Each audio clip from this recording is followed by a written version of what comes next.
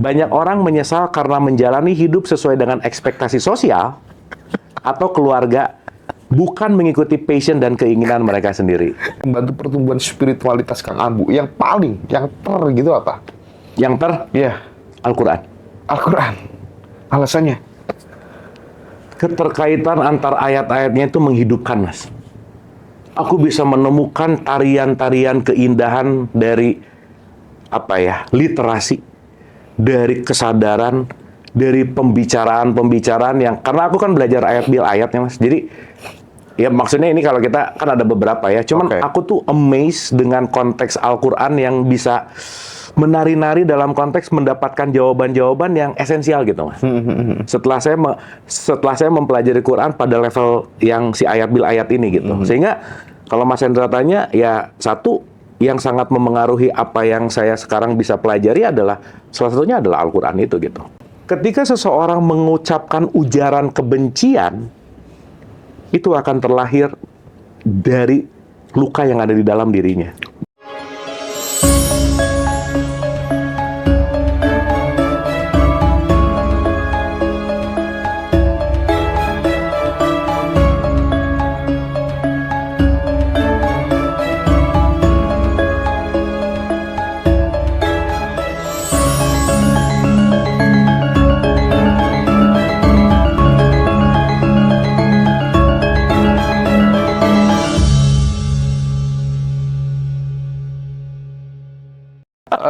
Jadi aku tuh kan suka gitu ya dengan pikiran-pikirannya seperti kayak Coki gitu. Suka aku pikiran-pikirannya tuh suka gitu ya. Asik gitu loh.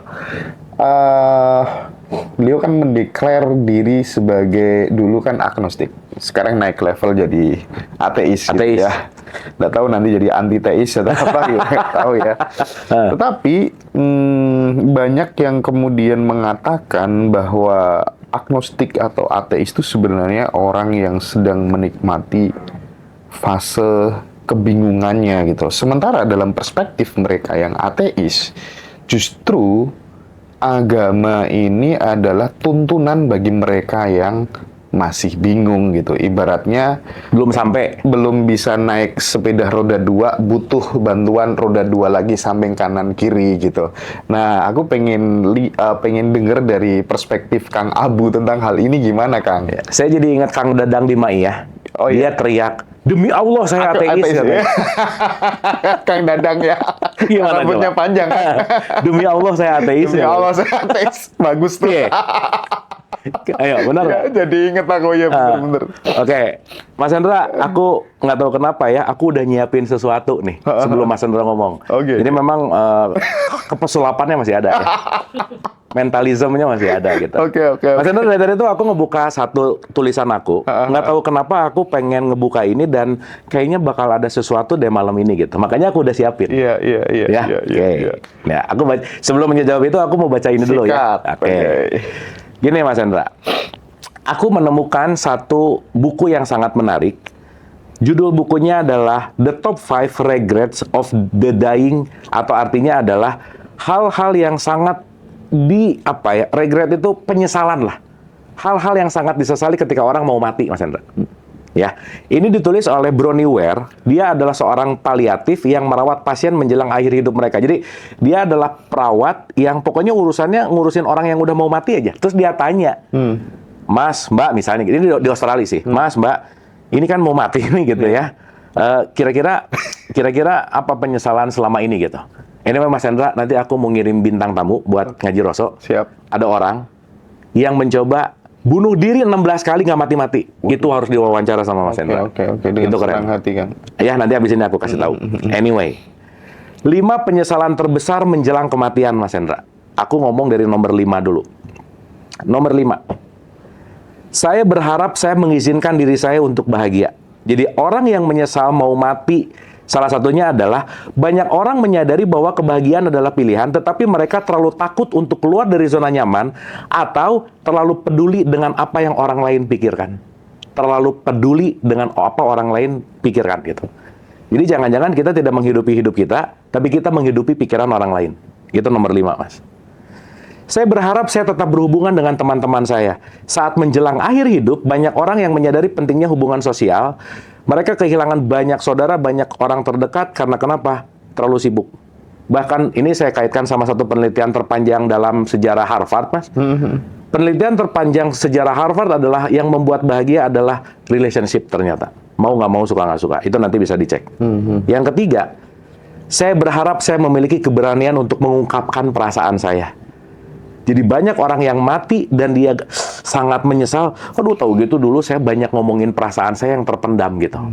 Artinya banyak orang yang menekan perasaan mereka demi menjaga harmoni. Udah daripada konflik iyahin deh. Daripada ribut iyahin deh. Tapi dia menekan perasaannya, Mas. Iya, oke. Atau menghindari konflik yang akhirnya menyebabkan kepahitan dan penyesalan. Yang kedua, saya berharap saya tidak bekerja terlalu keras. Ya, balik ya, overworking gitu. Hari ini salah satu currency orang yang sangat-sangat dihormati adalah ketika ditanya, sibuk apa? Nah gitu. Iya. Betul nggak, Mas? Betul. Makin sibuk, makin kelihatan keren. Iya. Padahal belum tentu produktif gitu. Iya. Nah, dan ini nomor satu, Mas. Saya berharap saya memiliki keberanian untuk menjalani hidup yang benar bagi diri saya sendiri, bukan kehidupan yang diharapkan oleh orang lain. Banyak orang menyesal karena menjalani hidup sesuai dengan ekspektasi sosial atau keluarga, bukan mengikuti passion dan keinginan mereka sendiri. Jadi Coki, jangan-jangan nanti matinya nggak nyesal sih.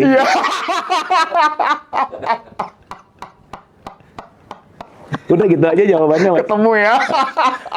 Ini mungkin kalau Coki nonton ya, mungkin Anda mati nggak akan nyesal gitu. Iya. Karena dari 5 yang tadi nggak ada yang dipikirin sama Coki gitu. Kok bisa pas ya? Iya, aneh. Gue juga aneh. Gitu. Yang jangan-jangan sekarang ketika kita ngikutin terus makanan sosial, ngikutin terus makanan eksternal, kita ngerasa nyaman padahal nggak gitu banget gitu. Dan kita bisa nyinyir sama orang yang udah nyampe. Iya. Dan kita memberikan penilaian mana nyampe, mana nggak, dan lain. Saya rasa balik sih, sangat penting untuk membuat urusan ketuhanan itu private sih, Mas. Itu sih dalam perspektif saya. Ini bener-bener mursyid sih ya. Ya, kan enak jawabnya ya. Nah, ini kan ada bukunya, ada research-nya gitu, Mas. Udah selesai gitu. Kira-kira gitu. Ini sudah selevel Gus Dur ya. Kang, menarik banget ya ngobrol sama Kang Abu gitu ya. Aku pengen buku apa sih yang selama perjalanan Kang Abu itu yang paling berkesan, paling berpengaruh. Pokoknya itu untuk membantu pertumbuhan spiritualitas Kang Abu. Yang gitu apa? Iya. Al-Quran. Al-Quran. Alasannya? Keterkaitan antar ayat-ayatnya itu menghidupkan, Mas. Aku bisa menemukan tarian-tarian keindahan dari literasi, dari kesadaran, dari pembicaraan yang, karena aku kan belajar ayat bil ayatnya, Mas. Jadi ya maksudnya ini kalau kita kan ada beberapa ya, cuman aku tuh amazed dengan konteks Al-Quran yang bisa menari-nari dalam konteks mendapatkan jawaban-jawaban yang esensial gitu, Mas. Setelah saya mempelajari Quran pada level yang si ayat bil ayat ini gitu. Sehingga kalau Mas Hendra tanya, ya satu yang sangat memengaruhi apa yang saya sekarang bisa pelajari adalah salah satunya adalah Al-Quran itu gitu. Itu satu.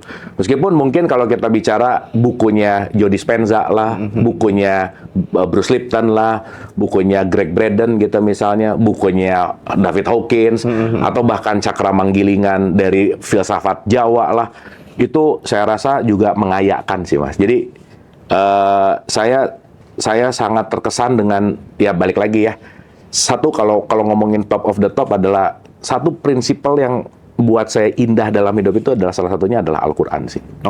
Gitu. Nah, selama ini kan Kang Abu kan sibuk mondar-mandir sana sini gitu ya. Ceramah di ibu-ibu tanpa pakai peci gitu ya. Kadang pakai kaos gitu gitu kan. Terus orang pada ngasih tuduhan. Wah, ini sesat. Itu dianya Kang Abu. Banyak banget, pokoknya dikit-dikit sesat gitu. Pokoknya yang berbeda. Ini soal IQ lagi. Nah, tapi aku penasaran nih, gimana cara Kang Abu memanage dirinya supaya kemudian tidak terpengaruh dan tetap memberikan kasih sayang kepada mereka gitu dan tidak mempengaruhi produktivitas gitu. Karena kan tidak sedikit Ya. Orang digituin, overthinking bro. Betul, betul. Gimana? Mas Hendra, sejujurnya ya, setiap hari gitu ya, sehabis morning meditation gitu, ngecek, itu di IG, di TikTok, itu cacian makian tuh nggak ada lah. Oke. Pasti ada. Gitu ya. Dan yang lucu, yang mencaci itu kadang-kadang yang profil picture-nya tuh agamis banget gitu. Serius Mas, profil picture-nya agamis, si ininya tuh ayat-ayat. Ini lagi-lagi beragama tapi nakal tadi. Ya gitulah, gitu. Cuman satu hal Mas Hendra. Saya kasih analogi simpel aja. Kalau ada orang ngirim barang ke saya dan bukan pesanan saya, dan saya bilang ke kurirnya, Mas, saya nggak mesen, dibalikin lagi pasti. Iya. Itu pilihan bahwa saya mau menerima atau tidak gitu. Keren. Ini bisa di-generalisir teman-teman. Generalisir kasusnya teman-teman, misalnya dituduh ini, tuduh itu gitu ya, dirasan-rasani gitu. Ini ilmu top dari Kang Abu, mantap. Wah Mas, ini kalau ngelihat ya di postingan IG lah apa dan lain-lain, wah si Abu gini lah, ini di live ada yang ngomongin Abu Gosok lah, Abu Jahal lah, siapanya Abu Janda lah, apa gitu. Ya, makanya tadi saya di awal bilang bahwa netizen Indonesia itu tidak pernah gagal memberikan komedi dalam hiburan gitu. Nah, so buat saya, nomor satu Mas, saya selalu mengambil pelajaran, ada aksi pasti ada reaksi. Dan saya selalu mengambil bahwa, oke. Dan kita mulai sadar bahwa nggak bisa semua orang suka sama kita. Nggak bisa. Dan kalau orang udah semuanya suka sama kita, justru bahaya. Nggak ada check and balance gitu. Benar. Sehingga ketika ada komen-komen, saya belajar. Oke. Mungkin ada di sini yang nggak oke, mungkin ada di sini yang nggak oke, mungkin ada oke. Tapi buat saya, Mas, tidak semua informasi harus dimasukin ke sini dan ke sini. Oke. Ada yang perlu ditaruh di bawah telapak kaki aja ya? Ada yang udah lewat-lewat aja. Gitu. Karena begitu lewat, nggak mesen, udah balik lagi gitu. Kan, ya sorry ya Mas ya, orang bertanya itu ada dengan kejujuran ingin tahu, dan ada orang yang memang pengen ngetes, misalkan. Ataupun komentar dengan kebencian dan lain-lain gitu. Justru kalau nada-nadanya, ya kita juga nggak tahu apa yang terjadi gitu ya. Saya semakin menyadari bahwa ketika seseorang mengucapkan ujaran kebencian, itu akan terlahir dari luka yang ada di dalam dirinya. Jadi akhir-akhir ini Mas, kesel udah pasti ada ya, kesel apalagi kalau lagi capek. Tapi at least saya belajar gitu. Tapi saya mulai menyadari, ya ampun, ini orang luka apa ya? Sampai yang pertama nggak kenal ya? Iya. Kenal enggak? Tahu enggak gitu. Kalaupun mau melakukan sesuatu yang namanya perubahan, DM kayak ngomong baik-baik, yuk kita diskusi gitu. Kita berbagi argumen. Kan bisa belajar. Dan saya selalu ngomong, termasuk sekarang saya mau disclaimer bahwa pertama, nggak usah percaya omongan saya. Saya tidak berusaha meyakinkan sesuatu, nggak pengen diikutin juga, Mas. Iya. Ini hanya membumbui aja. Siapa tahu dengan diskusi-diskusi ini ada sesuatu yang bisa tambah wawasan lah gitu kira-kira. Nah, so kembali ke pertanyaan Mas Hendra, emang ketika aku emang udah pengalaman dari 2014 sih, Mas, ya, disesatin nasional coba. Oh gitu? Iya. 2014 kan case tuh, waktu acaranya Cahaya apa ya? Aku lupa, di Antv lah gitu. Itu aku video dipotong, disebarin, terus orang nggak ngelihat panjang, wah. Dan pada saat pertama itu, jujur Mas, 2 bulan aku depresi. 2 bulan aku nggak keluar kamar. Ketakutan setengah mati gitu. Okay. Karena serasa begitu mau ngelihat orang tuh kayak udah benci banget gitu. Benci banget gitu. Tapi ternyata ya kembali bahwa semua ketakutan ada di sini sih, Mas. Dan nanti kita mengerti bahwa ketika kita makin berlatih, anyway, tapi nggak ada cara selain berlatih sih. Berlatih untuk kira-kira mana yang penting dimasukin, mana yang nggak penting. Itu kayak paling logis deh ya. Iya, udah. Misalnya, gini. Ya udahlah. Pertama dia nggak ngelihat langsung, nggak kenal juga. Dan itu, orang di media sosial bisa komen apa aja, Mas. Sorry Kang. Almarhum Buya Syakur pernah digituin? Wah. Mas Hendra, itu dahsyat banget itu. Ya Mas, aduh sorry ya. Aku jadi kadang-kadang, ya aku nggak tahu sih Mas, orang ngejelekin saya bisa biasa aja, tapi ngejelekin Buya Syakur bisa saya yang lebih marah gitu misalnya. Itu suka aneh sih memang. Meskipun Buya selalu ngikutin, udah. Dimana ya kita tahu ya bahwa penyampaian Buya Syakur itu kan lugas ya. Dan emang agak sulit juga kalau misalnya nggak terlalu luas gitu kira-kira. ya Mas Hendra maaf banget ya, orang yang udah baca 1000 kitab justru akan lebih hati-hati daripada orang yang baca cuma 1 kitab gitu. Kebayang nggak? Orang yang baru tahu 1 kitab menilai orang yang ngebaca 1000 kitab. Iya. Salah menurut ini. Lah referensi itu 1 kitab. Iya. Mau ngejudge yang punya 1000 kitab, kasarannya begitu kira-kira. Nah, jadi saya rasa dalam era sosial media, dalam era hidup apapun itu, pro kontra pasti ada. Pasti ada, Mas. Karena itu paradoks hidup gitu. Dan tergantung bagaimana kita melatih bahwa apakah ini akan aku terima sebagai luka atau aku terima sebagai pelajaran. Itu aja udah gitu. Karena orang mau ngejelekin mau apa dan lain-lain, tergantung aku memaknainya apa gitu. Aku dulu pernah dapat insight dari salah satu guru gitu ya. Dalam sebuah perjalanan kan pasti tidak semua orang bisa kita buat suka gitu. Semua orang suka sama kita gitu kan. Ketika kemudian dikasih analogi menarik sih, ketika di tengah hutan kamu melihat ada mangga busuk, kalau kamu goblok ya, mangganya kamu ambil, kamu jilat, udah tahu busuk kan, ya udah mutah-mutah salahmu sendiri gitu. Tapi kalau kamu pinter, ya udah jalan aja, buat apa ngurusin mangga busuk gitu, udah tahu busuk. Keren. Iya kan? Bener banget. Biarlah anjing menggonggong, kafilah berlalu, aku kafilahnya, mereka anjingnya gitu. Bener banget. Lebih enteng hidup gitu kan? Bener banget. Dan itu menjaga kita melatih supaya tetap netral, Mas. Banyak nyamuk mati karena tepuk tangan, Mas. Jadi hati-hati gitu. Iya, Banyak tepuk tangan juga bahaya gitu. Makanya ketika tepuk tangan, diagungkan lah apa dan lainnya. Ini mungkin balancingnya gitu. Ketika ada balancing, oke, keep center, keep humble, keep, ya udah, nggak usah gimana banget. Karena kan yang saya selalu orang-orang, Mas Hendra, salah satu cara menjadi bahagia dalam hidup adalah nggak usah ngerasa penting. Iya. Oke, menarik tuh. Udah. Iya. Emang sepenting apa sih gitu? Sesaat kita ngerasa penting, pasti pengen dihormati gitu. Oh, harga diri, Wow, dan lain sebagainya gitu. Salah ya. saya itu jadi belenggu diri. Iya sih. Udah beres. Tapi inilah pentingnya belajar terus, berlatih terus gitu ya. Betul. Tapi pada prinsipnya memang mereka-mereka yang sudah selesai dengan dirinya sendiri itu, dia tidak akan tumbang saat dicaci maki, dia tidak akan terbang saat dipuji-puji kan? Betul, Mas. Betul. Karena ya udah nggak berpengaruh besar gitu loh, Mas. Ya gimana mau berpengaruh ketika mau dipuji apa juga. Ya sorry ya, Mas ya, kalau saya memaknai alhamdulillah itu kan, ya maaf nih ya, banyak orang yang menuduh bahwa aku dapat pencerahan dari Abu gitu misalnya. Lah siapa saya? Menuduh lah. Betul nggak? Saya kan cuma dialirkan. Oh, di Ngaji Rasul banyak komentar kayak gitu tuh. Ya dipinjemin aja gitu, Mas. Cuman pipa, nggak penting. Kang Abu yang merubah hidup saya, segala macam gitu, banyak banget. Ya tertuduh tuh, sih itu. Ya tertuduh ya. Ya itu cuman sebagai pinjaman identitas aja kan. Nah, dan saya selalu bicara bahwa apapun yang dititipkan ini juga milik semesta gitu loh, Mas. Dan saya selalu belajar bahwa, oh ya udah. Jadi kalau ada yang jelek, ya balik lagi ya, rumus emang itu kan paling asik nih. Emang. Ya contoh. Jelek lu, emang. Beres, ya udah. Ya, sesaat lu emang. Beres, Mas. Udah. Gitu. Sehingga aku melepaskan pemaknaan gimana pun, karena aku lebih memilih kedamaian di dalam daripada sibuk untuk mengatur yang di luar untuk mengikuti apa yang aku inginkan gitu. Keren. Jadi aku punya self boundary gitu. Yang kira-kira penting, ya udah. Yang nggak penting, ya udah juga gitu. Nah, batasan-batasan penting nggak penting nanti akan berpengaruh kepada satu. Kita punya lingkar pengaruh. Mana yang bisa dipengaruhi langsung?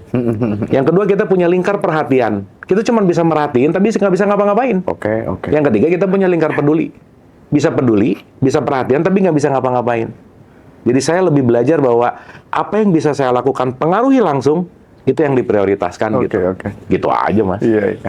Tapi aku masih ini loh, terngiang-ngiang jawaban Kang Abu soal Coki tadi yang pertama nih loh. Iya, pokoknya Coki nggak mati nyesal aja. Gitu, Kang, aku masuk pertanyaan terakhir ya. Jadi gini, aku pengen Kang Abu bagi tips pada saat bagaimana sih cara memeluk diri sendiri itu gitu. Kang Abu kan sering ngomong kayak gitu. Ya. Itu gimana, Kang? Oke. Ini secara saya belajar ini tuh kan panjang ya, Mas Hendra ya. Gini. Memeluk diri sendiri adalah mengizinkan diri sendiri untuk istirahat sejenak, Mas. Oke. Mengizinkan ya bahasanya, bukan mengharuskan. Buat saya, mengizinkan diri saya untuk istirahat disebut me time. Saya memang punya waktu untuk menyendiri sesaat gitu misalnya. Cuman hanya diam, mengobservasi diri, ngerasain perasaanku lagi apa. Aku tahu aku lagi butuh apa. Aku tahu aku lagi pengen apa. Dan aku benar-benar mengizinkan untuk nggak ngapa-ngapain gitu, Mas. Ketika perasaan muncul, pikiran kesana kemari itu apa yang dilakukan kamu pada saat diem itu? Ya, begitu aku diem, aku kan tahu, Mas. Aku melakukan self-talk tuh. Oke. Kan kita tuh paling sering ngobrol sama diri sendiri, Mas. Mau nggak mau gitu. Iya. Kebayang nggak kalau setiap hari ngobrol sama diri sendiri dengan perkataan yang negatif, maka kita akan punya respon negatif gitu. Ya sesederhana, Mas. Aku tuh jadi ngerti bahwa kamu tuh perlu tidur cukup. Kamu tuh perlu istirahat. Kamu tuh perlu olahraga. Kamu tuh perlu... Itu kan karena aku bisa, oke, kamu lagi butuh apa sih gitu. Sehingga sesederhana bahwa meluangkan dari kesibukan apapun untuk punya waktu yang sangat kualitas dengan diri, entah itu mau namanya meditasi kek, mau namanya kontemplasi kek, terserah. Tapi balik lagi bahwa milikilah kesendirian dengan dirimu. Karena dengan kesendirian itu kita akan banyak berdiskusi dengan diri sendiri yang sangat menarik sih, Mas. Banyak hal-hal yang ternyata, iya ya, aku tuh ternyata terlalu cuek misalnya. Aku tuh ternyata terlalu ngatur gitu misalnya. Nah itu kan diskusinya yang luar biasa gitu. Nah jadi kalau tips aku pribadi bahwa aku selalu dalam keseharian itu ada meluangkan waktu untuk kontemplasi gitu, Mas. Gitu, duduk hening, kontemplasi untuk santai dan rileks, dan itu aku latih gitu. Yang sering aku bilang bahwa aku selalu melatih diri untuk fully present. Kalau lagi ngerjain ini 100%. Kalau dengar orang ngomong 100%. Kalau lagi ngerjain ini aku nggak mau terdistraksi oleh apapun gitu. Karena itu latihan dan latihan dan latihan. Karena kenapa? Pikiran kita tuh sangat jago untuk menghancurkan niat awal, Mas. Cobain aja. Niat, lakukan yang beneran niat. Contoh, Mas. Sok dilatih.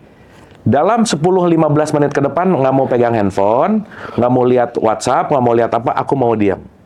Baru 3 menit, kan lihat-lihat notifikasi kan nggak apa-apa. Nah, langsung tuh ada tuh. Alasan-alasan. Iya.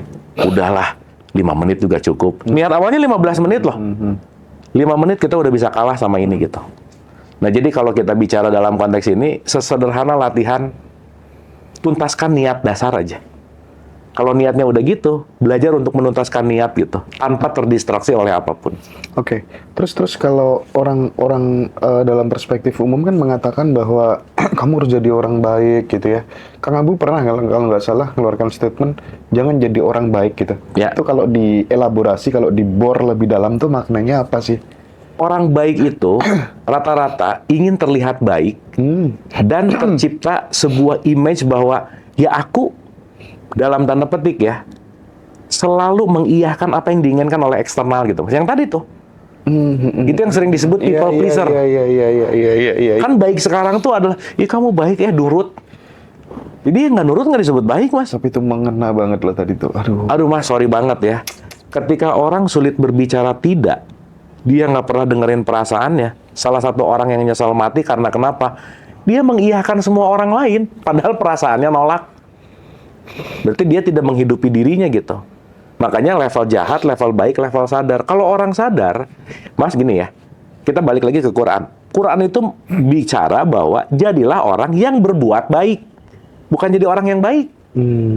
Perbuatannya. Baik, ya? Karena orang baik dalam perspektif sekarang ketika jadi people pleaser, dia nggak bisa bilang tidak, dia mengiyahkan semuanya, dia mengorbankan perasaannya, dia melakukan sesuatu yang nggak passion gitu.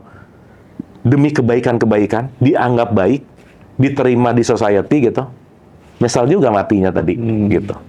Nah jadi sesaat kita tahu bahwa kalau aku nggak mau, bilang nggak mau. Dan sampaikan dengan cara yang tepat gitu. Jangan sok-sok ketika nggak mau mulutnya, oke. Anyway, Mas Hendra, maaf ya, di era gempuran media sosial, teknologi, kehingar-bingaran, unik deh. Hari ini banyak banget orang yang kesepian, Mas. Jiwanya tuh sepi. So, dia mencari keramaian keluar, hanya untuk, dalam tanda petik, kabur dari kesepian karena dia takut. So, that's why, sorry to say, ketika narkoba sekarang makin laku misalkan, mereka bukan nyari obatnya. Tapi mereka memanipulasi keadaan realitasnya untuk kabur dari kenyataan. Karena dia tidak nyaman dengan menjadi dirinya sendiri dan dia kecanduan untuk jadi orang lain gitu. Untuk memuaskan orang lain gitu. Termasuk narkoba-narkoba pujian juga kan narkoba gitu. Ingin dipuji terus, ingin menjadi, menggapai, mencapai, meraih gitu. Nah jadi balik sih Mas Hendra, balik ke pertanyaan baik tadi bahwa sesaat kita tidak punya self-control untuk mengiyahkan dan nyaman dengan perasaan kita akan selalu menyimpan remote control bahagia di orang lain, dan kita jadi budak gitu. Nah jadi balik gitu ya. Ya tolong jangan diartikan berhenti jadi orang baik itu jadi orang jahat, bukan gitu maksudnya. Tapi aku benar-benar mengontrol keinginanku sesuai dengan apa yang aku mau gitu. Contoh Mas, kalau saya marah gara-gara dia ngeselin, berarti bukan keinginanku marah kan? Aku terpancing. Berarti kalau aku terpancing, aku reaktif. Aku menghidupi kehidupan orang lain berarti. Bukan menghidupi kehidupan diri sendiri gitu. Sehingga ketika si A, aduh, coba Mas, orang baik itu banyak kasihanan Mas, kasihan ya. Jadi gimana coba? Kasihan tapi nggak bisa ngapa-ngapain gitu. Bukan berarti nggak boleh punya kasihan, bukan. Tetapi ketika over empati, kebalik lagi gitu, sesuatu yang berlebihan kan nggak baik gitu. Nah, once sadar, aku tahu porsinya di mana, kapasitasnya di mana, dan aku benar-benar melakukan yang aku sadar dan siap menerima konsekuensinya gitu. Oke, Kang Abu. Pertanyaan final. Ini berdasarkan pengalamanku bersama teman-teman di Ngaji Rasa Peduli gitu ya. Sebelum di Ngaji Rasa Peduli, aku kan memang bikin kegiatan-kegiatan sosial gitu kan, udah dari zaman sekolah lah ya, zaman kuliah sampai sekarang ada Ngaji Rasa Peduli.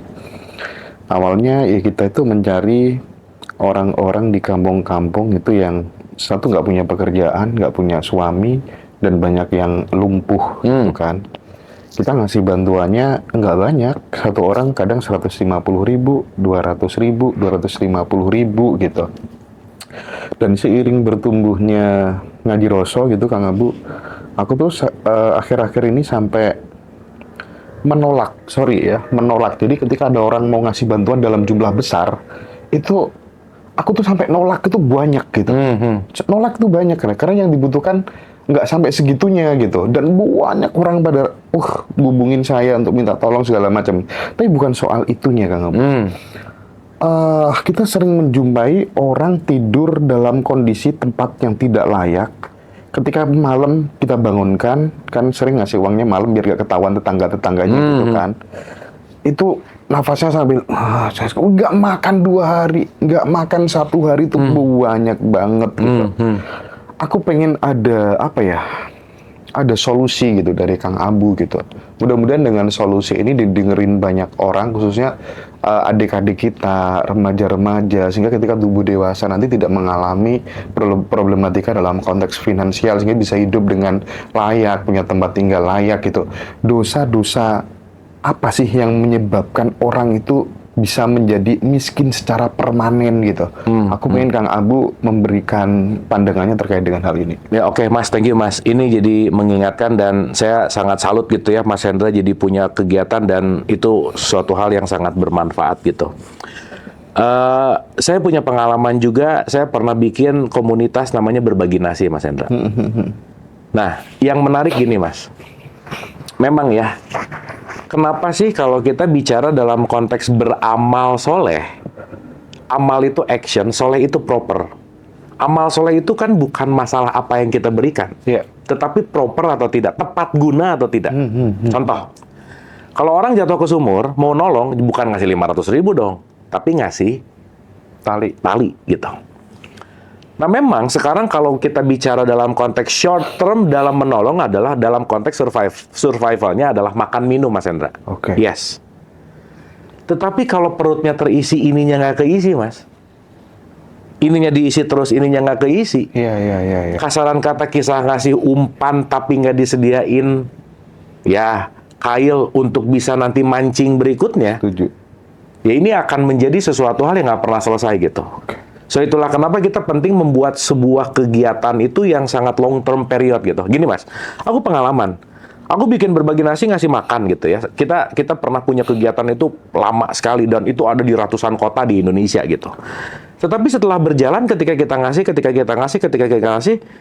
Ya itu tadi signifikansinya cuman ya bagus lah untuk berbagi, tapi kalau kita tidak melihat dalam long term jangka panjang sistem, kita lupa bahwa dengan memberi makan perut tidak memberi nutrisi pikiran, nggak merubah juga gitu Mas. Akhirnya pelan-pelan aku ganti. Aku datang ke anak jalanan. Ini aku cerita dulu ya, supaya nanti kita ngerti gambarannya. Karena aku juga membersamai anak jalanan udah hampir 8 tahun Mas Hendra. Oke. Jadi yang aku belajar bahwa kalau ngasih umpan aja mereka kenyang, tapi kayaknya aku harus melakukan sesuatu deh. Dan biarkan ini dilakukan oleh banyak orang juga gitu. Iya. Nah, aku bikin sistem baru gitu. Sehingga ketika aku bikin sistem baru, sekarang gimana caranya anak jalanan ini nggak minta-minta, oh berarti bapak ibunya harus dikasih edukasi, anaknya dikasih edukasi, kasih kerjaan. Dan itu works. Dan itu berjalan sampai sekarang. Nah, artinya Mas Hendra, kalau kita bicara dalam bentuk yang namanya kebaikan yang tidak terstruktur, ya dalam artian yang dalam konteks ya sporadis gitu kira-kira bagus, tetapi dalam perspektif saya kebaikan dengan struktur, di situ ada sistem, di situ ada sesuatu hal long terms dan goalsnya, saya rasa itu akan membuat segala sesuatu lebih ada goal setting gitu Mas. Sustainable gitu. Jadi kan yang terpentingnya adalah strukturnya gitu. Nah itu satu gitu ya tentang kegiatan aku. Karena kan yayasan-yayasan kebaikan kan banyak nih ya. Bisa ngasih makan ini apa. Tapi kalau misalnya balik lagi hanya ngisi ini tapi nggak ngisi ini, ya balik lagi kan konteksnya adalah nggak utuh gitu. Nah ketergantungan. Nah makanya kita perlu itu tadi Mas Hendra. Kenapa sih sekarang zaman dimana kita perlu kolaborasi gitu?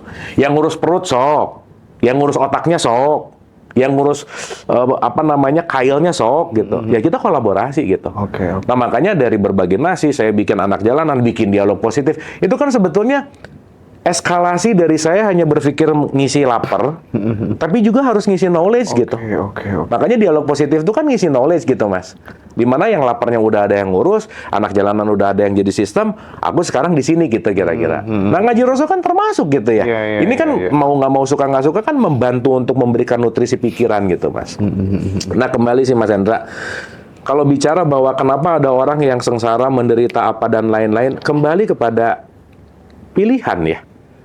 Di mana tidak terjadi mungkin pola berpikir misalkan, dia nyaman dengan keadaan dan konteks untuk bertumbuhnya juga mungkin nggak kepikiran bahkan. Dan saya rasa ya kembali sih Mas, semua adalah paradoks kehidupan bahwa ya sorry to say nih ya Mas, kan saya pernah cerita ya, saya pernah diundang sama orang kaya banget Mas. Iya. Yang pernah saya cerita itu kan. Udah kaya banget, dipikir bahwa tapi satu permasalahannya, saya pengen tidurnya kayak orang di pinggir jalan katanya. Ya lucu ya. Udah kaya banget tapi pengen nggak susah tidur. Sementara yang tidur di pinggir jalan, saya pengen kaya kayak orang ini gitu. That's paradoks gitu Mas. Nah, tapi di keparadoksan itu saya rasa yang paling terpenting adalah bagaimana kita memiliki posisi untuk bermanfaat sih Mas. Apapun itu gitu. Karena at least kita sadari bahwa tidak ada tanggung jawab kita untuk merubah orang lain dalam konteks di mana PR kita adalah bagaimana memperbaiki diri untuk bermanfaat. Itu aja sih Mas. Oke. Baik Kang Abu, terima kasih banyak atas waktunya di Ngaji Rasul ya. Selalu lah pokoknya. Kalau Ngaji Rasul ada jadwal kemana-mana dihilangin Mas, sudah gitu aja. Oke ya teman-teman semuanya, udah dulu. Terima kasih banyak ya Kang Abu ya. Sukses selalu, sehat selalu, bahagia selalu. Terima kasih, semoga bermanfaat. Oke. Rahayu. Terima kasih.